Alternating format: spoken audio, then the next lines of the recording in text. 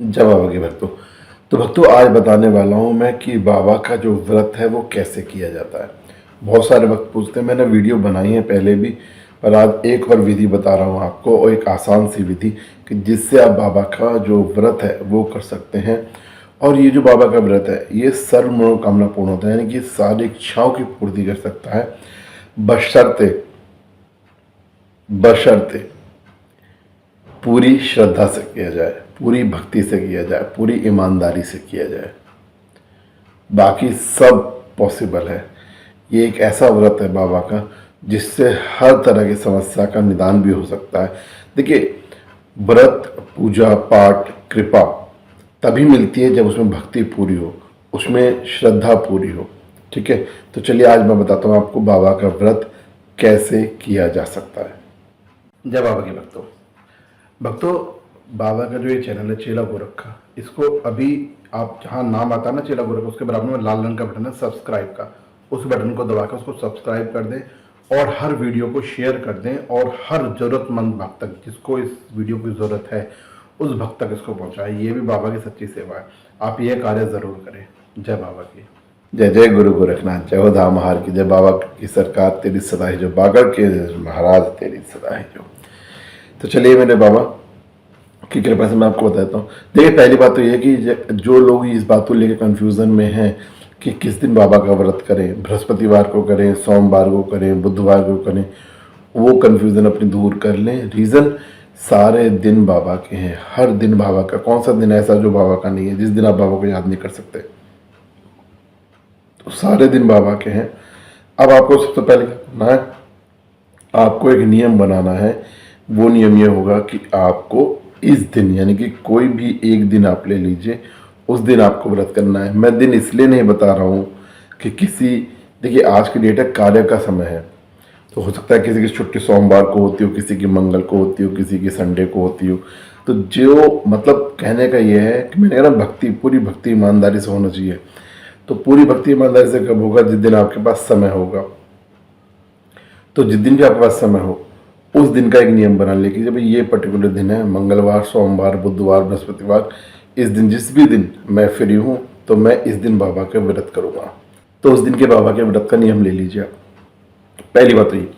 दूसरी, एक होता है कि भी जी मैं करता रहूँगा कभी भी, मतलब जब तक है जब तक करता रहूँगा। एक होता है नियम बांधना कि मैं 5 करूँगा, 7 व्रत करूँगा, 11 व्रत करूँगा, 21 व्रत करूँगा, इस तरीके से। तो इन दोनों में से कोई भी एक नियम आप ले सकते हैं। वैसे मैं अपना बताऊं पर्सनली, अगर मेरी बात माने, मेरी सलाह माने, तो मैं आपको दिन निर्धारित करने के लिए बोलूँगा, अर्थात 5 दिन, 7 दिन, 11 दिन। आप कोई भी व्रत का एक दिन निर्धारित कर लीजिए, मैं 5 व्रत करूँगा, 7 व्रत करूँगा या 11 व्रत करूँगा। तो जो दिन निर्धारित होंगे उतने दिन आपको व्रत करना है। यानी सपोज आपने 5 दिन निर्धारित किए तो आपको 5 व्रत करने हैं। अब मान लो आपने सोमवार का दिन निर्धारित किया और 5 व्रत किए निर्धारित किए, तो आपको प्रत्येक सोमवार 5 सोमवार लगातार आपको व्रत रखना है बाबा का। ठीक है, और जो छठा सोमवार आएगा उस दिन उस व्रत का उद्यापन करना है, यानी कि बाबा का प्रसाद चढ़ा देना है मंदिर में जाके। उद्यापन कैसे करते हैं बाबा के व्रत का, मैं आपको पहले उद्यापन बता दूं, फिर आपको व्रत बताऊंगा व्रत कैसे करना है। ठीक है, तो सपोज आपने 5 दिन का व्रत लिया, छठे दिन जब छठा सोमवार आएगा तो आपको व्रत का उद्यापन करना है, या अगर 7 दिन का है तो 8वें सोमवार को, 11 दिन का है तो 12वें सोमवार को। सुबह सुबह आपको उठना है, नहाना है, स्नान करना है, बाबा के हाथ जोड़ने हैं, महाराज से प्रार्थना करनी है कि हे बाबा महाराज, आपकी कृपा से, आपके आशीर्वाद से मेरे व्रत का जो संकल्प था वो पूर्ण हुआ, और आज मैं आपके व्रत का उद्यापन कर रहा हूँ, आप इसको स्वीकार करें, मैं आपका प्रसाद चढ़ा रहा हूँ, इसको स्वीकार करें। और आपको क्या करना है, बाबा की ज्योत करने के बाद में, ठीक है, ऐसा संकल्प करके बाबा की ज्योति करेंगे, और ज्योति करने के बाद में आप बाजार जाएंगे, बाजार जाके आप जो संकल्प लेते हैं उस संकल्प के हिसाब से 21, 31, 51, 101 जितना भी आप प्रसाद ले सकते हैं आपकी अपनी सामर्थ्य के अनुसार। मैं बार बार कहता हूँ कि इसमें कोई वो नहीं है कि भाई मैं 1000 का चढ़ा सकता हूँ या मैं 100 रुपये का चढ़ा सकता हूँ। समर्थ की बात है, भक्ति की बात है, भावना की बात है, यहाँ पैसे की कोई बात ही नहीं है। तो जो भी आप प्रसाद ले सकते हैं वो प्रसाद लेंगे और बाबा के मंदिर में आप उसको चढ़ा देंगे, प्रसाद को चढ़ा देंगे बाबा के मंदिर में। और बाबा से फिर प्रार्थना कर लेंगे। और जो भी आपकी इच्छा आपने पहले दिन बोली थी, हर व्रत में आपने एक इच्छा रखी होगी ना, मैंने कहा ना, एक हर इच्छा के लिए हम अपने को भी व्रत कर सकते हैं, संपूर्ण इच्छा पूर्ण थी, उस इच्छा को एक बार फिर से दोहरा देंगे कि बाबा आपकी कृपा से इच्छा मेरी पूरी हो और मुझे अपना आशीर्वाद दीजिए। तो ये ऐसे करके आपका बहुत सिंपल सा उद्यापन है, इसमें मतलब कोई आफत नहीं है, ये प्यार से करना है। अब मैं आपको बता दूं व्रत करने कैसे है। जब भी आप व्रत करते हैं, यानी आपने पहले एक नियम ले लिया कि मैं 5 दिन करूँगा, इस दिन करूँगा, तो जब भी आप पहला व्रत करेंगे तो आप स्नान करेंगे, सुबह सुबह स्नान करेंगे, उसके बाद बाबा का दीपक लगाएंगे, बाबा के हाथ जोड़ेंगे, प्रार्थना करेंगे और बाबा से अपनी इच्छा की पूर्ति की कामना करेंगे कि बाबा मेरी इच्छा पूर्ति कीजिए, मेरे को ये आशीर्वाद दीजिए कि मेरा ऐसा हो जाए, मेरा काम धंधा ऐसा है, या मेरा बच्चे की ये प्रॉब्लम है, या मेरे घर में ये प्रॉब्लम है, ये प्रॉब्लम सॉल्व हो जाए। ऐसा करके आप जो भी है एक इच्छा आपके बाबा को सामने याद रखिएगा। 5 सोमवार, अगर 5 का व्रत है या 7 का व्रत है या जो भी है, तो वो इच्छा सेम रहेगी। ऐसा नहीं है कि आज तो ये है, अगले व्रत में दूसरी है, तीसरे व्रत में तीसरी है, तो वो इच्छा आप पालेंगे बाबा से, ठीक है। और अंत में आप बाबा की आरती करेंगे। आरती करने के बाद बाबा से प्रार्थना करने की, हे मेरे महाराज, हे मेरे गुरुदेव, मेरा जो व्रत का संकल्प है वो पूर्ण हो, मुझे इतनी सामर्थ्य दे, मुझे इतनी ताकत दे, मुझे इतना आशीर्वाद दे, कह के आप पड़ जाएंगे। देखिए मैं बताऊँ आपको, मैं व्रत में हमेशा बोलता हूँ कि व्रत का मतलब है आपको व्रत लेना है। व्रत का मतलब आहार का भी अभाव है। व्रत का मतलब आपके अपने शरीर के जो कृत्य हैं उनका भी अभाव है। व्रत का मतलब आपके जो क्या कहते हैं ना कि वाणी के जो कृत्य हैं उसका अभाव है, ठीक है। इस व्रत में आपको क्या क्या करना, कुछ सावधानियां व्रतनी होती हैं। पहली, व्रत के दौरान आपको अपने शरीर से कोई भी गलत कार्य नहीं करना है। अपने शरीर से मतलब अपने कर्म से कोई भी गलत कार्य करना नहीं है। यहाँ तक कि आप शादीशुदा हैं या शादीशुदा नहीं हैं, जिस दिन आपका व्रत होगा उस दिन आपको ब्रह्मचर्य का पालन करना है, ठीक है। आपको किसी के साथ भी संबंध बनाने की इजाज़त नहीं होती है। उस दिन आप कोई भी उल्टा सीधा प्याज, लहसुन या कोई भी मांस, मच्छी, अंडा नहीं खा सकते हैं जिस दिन व्रत होगा, ठीक है।